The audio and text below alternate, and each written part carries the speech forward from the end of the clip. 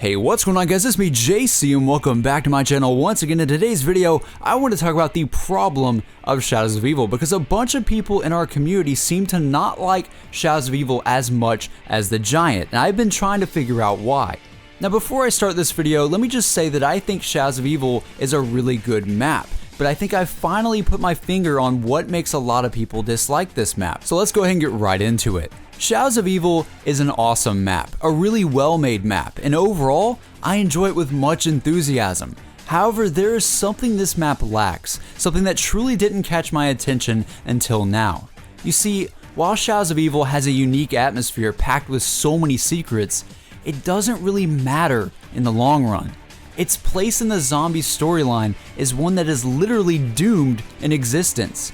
There is not a worthwhile story for the player because its isolation from the zombie storyline makes the player feel less invested. Sure, SOE gives us insight to the ancient evil of our universe we've been curious about for so long. And sure, the summoning key may play a key part in the future of our story, but that's just it. That's for the future, not the present. Nothing really happens in the present of this map. Nothing really changes or progresses in our storyline here. We have multiple backstories, multiple transmissions dealing with the evil forces plaguing the city. However, the characters don't progress past that. There is no resolution other than death for them, a really tragic fate. This is why I think so many people have a greater fondness with the Giant over Shadows of Evil, because in our storyline, the Giant is the real Chapter 1 of Black Ops 3. Shadows of Evil is not a chapter, it's isolated from the chapters. We as players want to see how the storyline of old continues in BO3. That's what we were hyped for. And because of the fact that we don't have an actual new map to see our storyline progressing, the Giant is the thing we clutch onto first. The new radios from Maxis definitely give us more information than the Maxis portal on Shadows of Evil, that's for sure. Overall, I see what Treyarch was trying to do. They wanted a map that could stand on its own, a map that new players would be able to understand and enjoy better without having to know the zombie storyline in full. In the end though, that hurts the hardcore fans like us, because we feel less invested. We feel less invested in the characters and this story. We want to get back to what matters to us. We want to see what Richtofen and co are up to. We want to see what Maxis has up his sleeve this time around. Getting teases of that is nice and all, but the fact that none of it really gets started in Shadows of Evil, the base map of the game, makes us players lose our interest in this map. What I will say though, is that SOE definitely sets up a lot of things to come, and I mean a lot.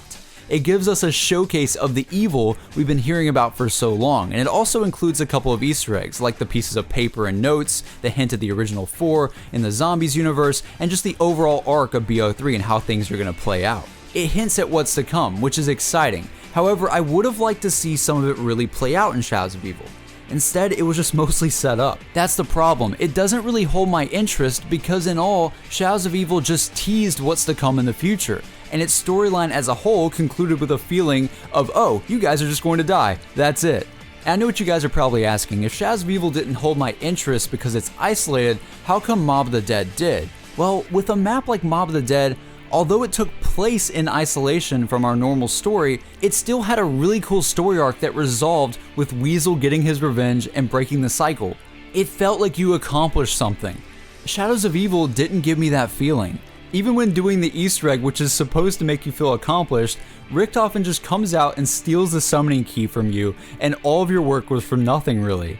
After everything is said and done, there's just something about this map that I don't feel connected with. I don't feel connected with the characters of this map. I don't feel connected with the world of this map because in the end of things, it doesn't really matter and it's doomed in existence. Nothing really concludes, and the only thing that adds value to the zombie storyline is the fact that the summoning key gets transferred to Richtofen, which he just comes in and takes by force anyway. So you really feel powerless as a player. You really feel like you really didn't do anything in this map because nothing really happened. You're not invested with the characters, you don't really care what happens to them, you don't care about what their backstory is because they're gonna be dead anyways. There's just so much to this map that just feels kind of out of place and out of touch with zombies, even though it tells and teases a lot that is to come. Once again though, this is just my opinion, so if you disagree, that's totally fine. And of course, this is just one problem of many in Shadows of Evil. There are others, and I'm not saying this is the only problem. I just feel like this problem was worth noting. In my opinion, DLC 1 in the span of things should be the real starting point of BO3 in terms of progressing the storyline forward and where things are heading. What do you guys think? Be sure to tell me in the comments below. Also, be sure to give the video a like if you enjoyed. That greatly helps out my channel and lets others find my videos better. And once again, thank you guys so much for all the support on my videos lately. This has been JC, and I will see you guys on the next video. Have a good one.